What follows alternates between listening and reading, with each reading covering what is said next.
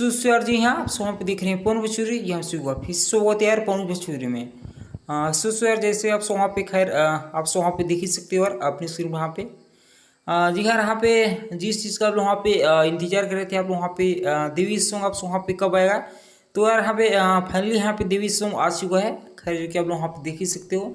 अभी से यहाँ पे लमसम 7 लमसम यहाँ पे हो रहा है, तो आप लोग वहाँ पे 9 बजे सॉन्ग आने वाला है, जो कि आप लोग वहाँ पे उस सॉन्ग में पावर स्टार पवन सिंह जी और साथ में आप वहाँ पे शिवानी सिंह का आवाज़ देखने को मिलेगा। आप लोग वहाँ पे फील्ड में श्वेता झा आप लोग वहाँ पे नजर आएंगे, जो कि उस सॉन्ग में यहाँ पे विनय बिहारी जी लिखे हैं।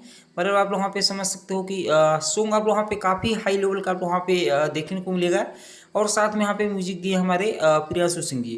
तो सॉन्ग आपको वहाँ पे काफ़ी खूब पसंद आएगा, क्योंकि यहाँ पे इस साल का पहला आप लोग वहाँ पे देवी गीत आप वहाँ पे आ रहा है। तो गाना तो इससे काफ़ी खूबसूरत होगा। आप वहाँ पे क्या लगता है अपना राय आप वहाँ पे दे सकते हो। मिलता हूँ किसी नेक्स्ट वीडियो में। जय हिंद, जय भोजपुरी, लव यू ऑल।